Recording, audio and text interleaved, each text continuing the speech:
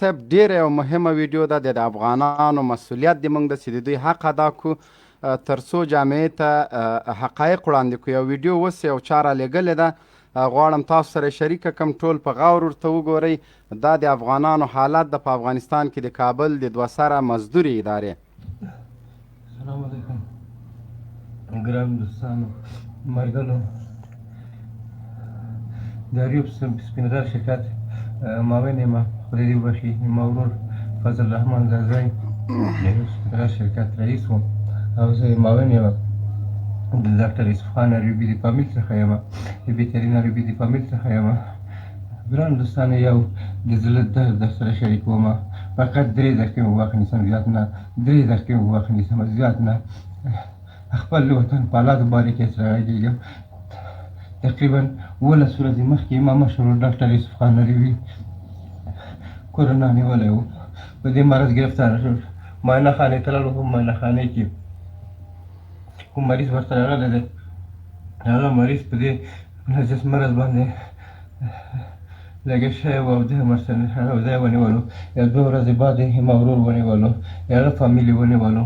کله چې 3-5 ورځې بعد لاړل افغان جاپان شفاخانې ته، ورته چې موږ زنګ درته وکړه چېرته تا دغه مرض و، دغه مرض و، موږ انشاءالله بیا احوال درکوو. چې خلک ورشله 1 ورځ 2 ورځې 1.5 هفته ورشله، 1.5 هفته ورشله. په 1.5 هفتې په طول کې زما فامیل یې ونیولو، ما د ورور فضل الرحمن چې هغه د رئیس د شرکت هغه یې ونیولو، بهترین پکتیوال هغه یې ونیولو. یو بل ورور مې د ډګروال کمال خان هغه فامیل یې ونیولو. بالاخره 40 نفره یو، 40 نفره په یو فامیل کې اوسېږو، په یو کور کې ټول کې اوسېږو. دلته ټول یې ورسره نه ونیولو.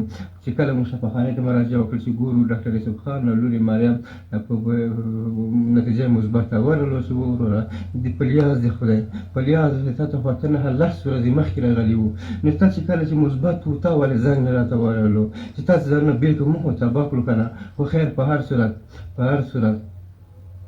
کله چې هغه شلو شفاخانې ته لاړو چې ځانونه بستر کړو، ډاکټر یوسف خان عربي خدای بخښلی هم راسره وو، ورور مې فضل الرحمن عربي هم راسره وو، زه هم ومه، پکتیاوال صاحب هم راسره وو، بل ورور مې د هغه هم راسره وو، ټول لاړو. موږ شفاخانې یو بالکن چې کېناستو، عسکر راته وویل چې تاسې دلته کېنه، ډاکټر صاحب باشه دلته ځای نسته هغه کې. موږ دې خوا ته کېناستلو چې یو 2 دقیقې بعد ګورو چې ډاکټر یوسف خان عربي راسملولی دی ډاکټرانو په دې لعنت ته یې وایي په دې افغان کورونا افغان جاپان شفاخانې کې په 3 نفر 4 نفر ډاکټران نیولي. بېشر دغه مشر راخې ورته مات کړو. دا شفاخانه دی، دا انسانیت دی، دا شرافت دی.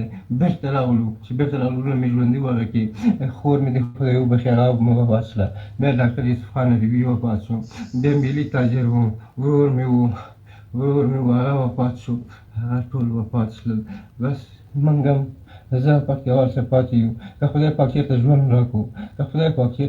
راکړو نو بیا به خیر، بیا به دې وطن آب هوا هر څه د خدای پاک ما باندې حرام وګرځولی کي. ولې چې دا زما وطن د وطن الله اکبر. په دې وطن کې وروره 9 کیلومتره کې ماته په اوزه پرته دی. ورونه دا تاسو مسؤلیت ده چې د دې غږ تر ټولو نړۍ پورې ورسوئ. په موږ غله حاکمان دي. یو کس راته رانه و، وزارت صحت تامین امبولانس دا د تاسو مسؤلیت ده وروره. بېرته لاړل.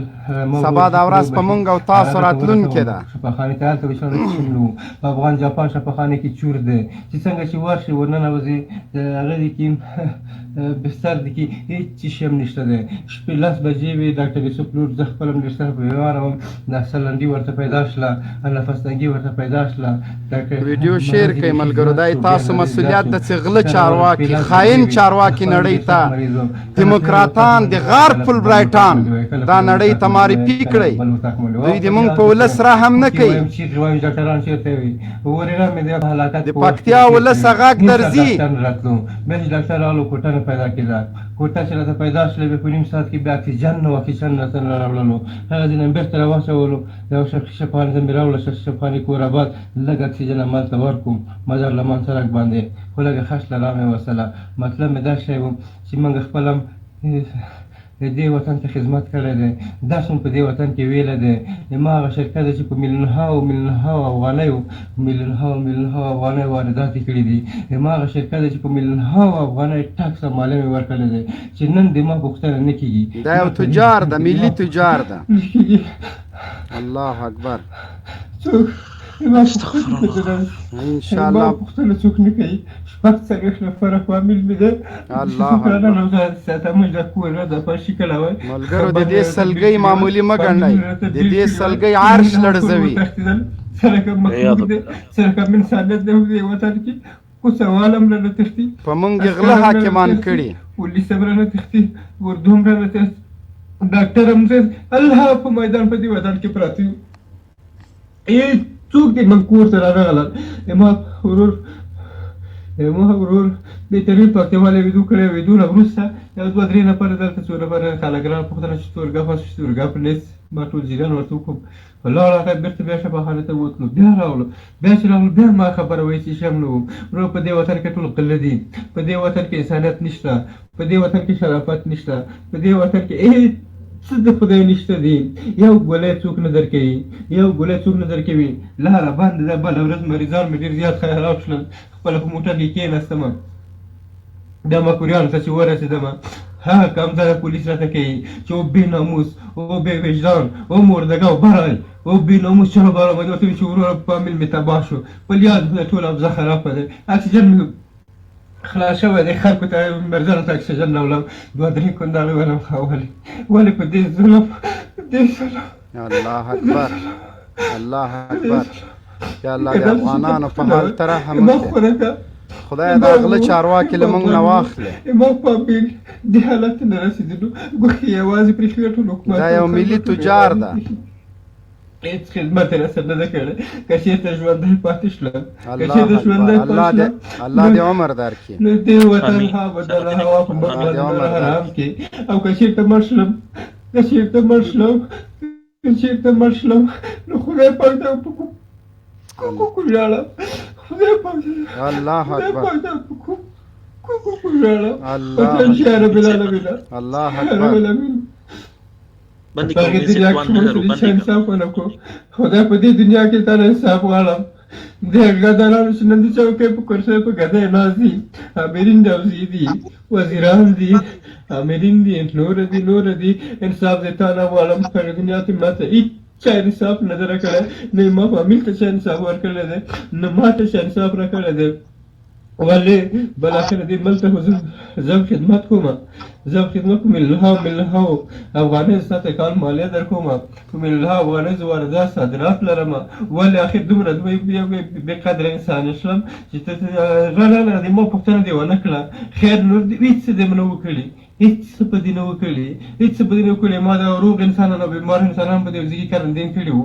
دوه نفره یې په کور کې پرېښودل، کور د ټول راته بداوباشي کړی وو، لاره یې ټول راباندې بندې کړي دي، په بیرون وځي پولیسانو ټول راته قبضه کوي. بس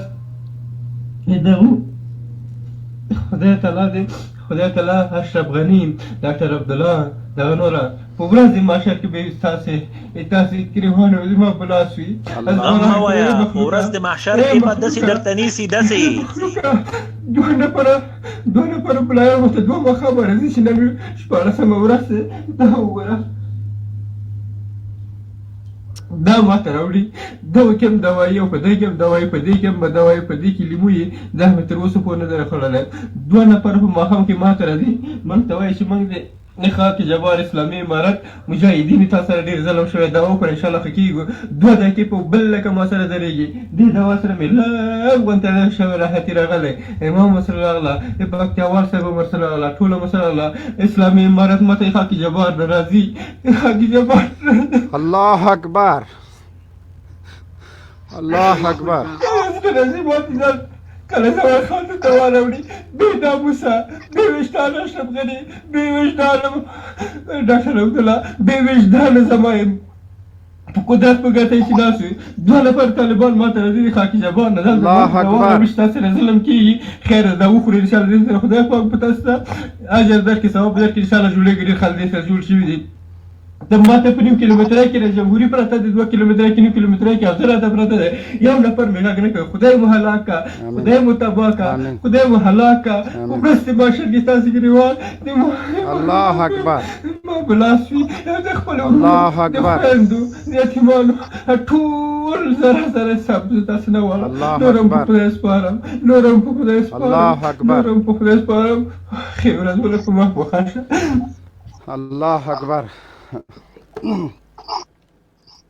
د افغانستان اسلامي امارت تا ته سلام د تا عسکرو ته سلام چې له خاګې جبار نه د تا په نس وږي مجاهدین زید یو مریض پوښتنه کوي د غله چارواکو نه نور خلاص کا یا الله خپل په غضب اخته کم دغه کرونا په دوی راوله چې یو ملي تجار داسې یو څوک زه به دا بیرغ نه ښکلومې تاسو په خپله واورېدل په میلیونونو میلیونونو افغانۍ ټاکس یې ورکړی ده له خاکي جبار نه دوه په نس وږي مجاهدین ورځي دي ده ته دوا وروړي دی په خپله خوله وایي چې ما ته سکون پرې راغلی ده ای د ارګ غله چارواکو ای فاحشو بېناموسانو ای د غرب لنډغرو تاسو نور زموږ نه یاست په کار د دې ملت ته یو دانه ګولۍ نسئ ورکولی دغه کرونا تاسو راوستې ده دا د غرب لنډغرو راوستې ده دا هغه چا راوستې چې په امریکا کې عیش او عشرت کوه دا د تاسو بچی راوستې ده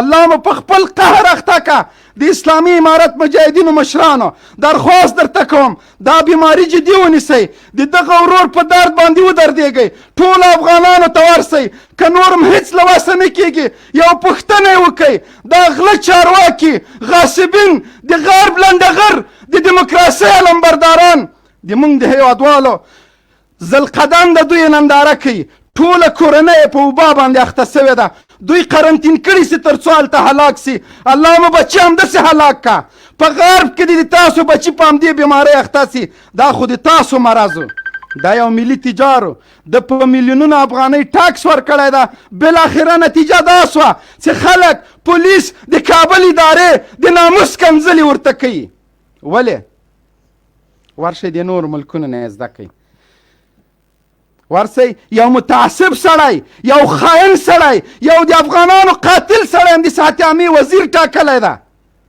ورشه چې هغه خپل قوم ته د کرونا په باره کې څومره خدمت کړی ده ولې د ما پښتون افغان ورور په دې مرض باندې اخته ده د صحتیامي وزیره ته د عیش او عشرت لپاره دلته راغلی دا خاینان دا سکشویان چې په یوه اداره باندې نه پوهېږي الله مو په خپل قهر اخته که دغه کلمې لاندې ژوند کول موږ غواړو موږ اسلامي امارت غواړو موږ د افغانستان سوچه مجاهدین غواړو